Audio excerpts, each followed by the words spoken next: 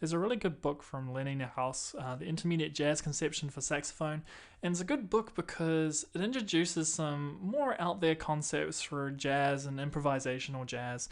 In the beginning of the book, it introduces some rhythmic concepts, which gets more and more complicated, and at the end of the book, there are some etudes that make use of those. What makes this great is that students often get lost. It just appears like a complete mess jumble of notes, so it's up to them to find where phrases begin and end. So I'm going to play through etude number 3, and every time I get to the end of a phrase, I'm going to stop and just kind of explain what then happens. So here's the beginning. It's just maybe just a regular 4/4 swing.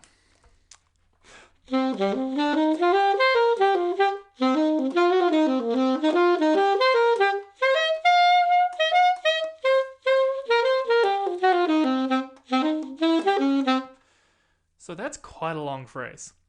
But you could tell how the music just wants to keep on going and keep on going to there. So we can break this down a little bit. If you just hunt down a 4-bar phrase, this is where you end up. So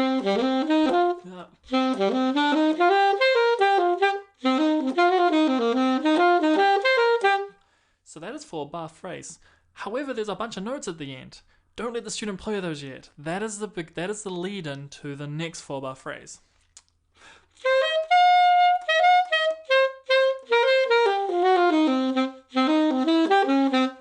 So again, this phrase is finished halfway through the bar, and there's more notes to play.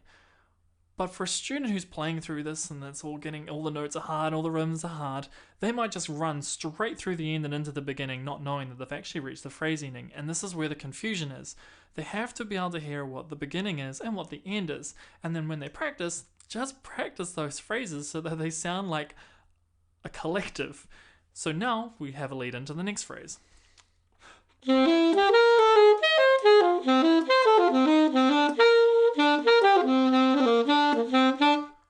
okay, so I've played some wrong notes, but you can see how now the phrase has ended. But it's a jumble, right? It's really, really confusing. There are a whole bunch of notes there. Where does it stop? And it stops pretty much at that 4-bar phrase. But again, it's finished halfway through a bar.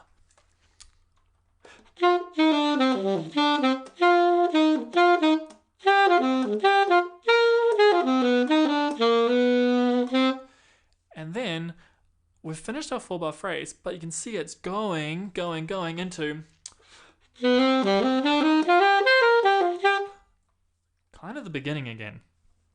So at this point, does the student breathe? Does the phrase end? I guess it doesn't really matter, so long as that they can hear that we've reached some kind of end and now we've approached a new phrase.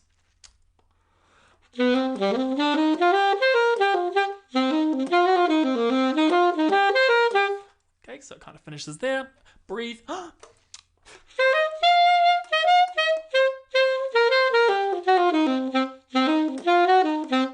Now there are a whole bunch of opportunities there to tease the student. There are a lot of rests. Don't let them breathe. They gotta try and get through that entire 4 bars. Now sure, I'm playing it kind of fast, so they're gonna run out of breath if they're playing wrong notes and fumbling and stuff, and they're still trying to keep on going, but then that's part of the challenge. It's the realization that where is the beginning and we're going through to the end. So sure, they can put in some sneaky breaths, but as long as they realize beginning and end and that's an actual phrase they're aiming for, then mission accomplished, partly. What do we got? Okay, so now halfway through the bar.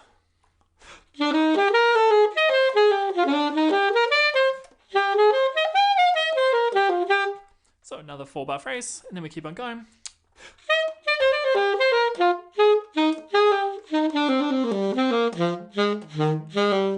Okay, so another 4 bars. This phrase has been completed.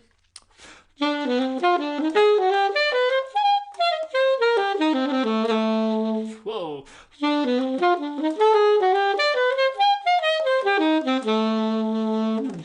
Alright, so even I need to practice this one. But you can see that it's made up of a whole bunch of 4-bar phrases where each phrase has a lead into the next phrase. So the hard part is taking this giant page of jumble of notes, putting in your little tick marks, putting in your little breath marks, and helping to break what looks like a quite intimidating piece in a whole bunch of little cool 4-bar grooves. For example, just to finish up, let's just grab something right from the middle if I can find something.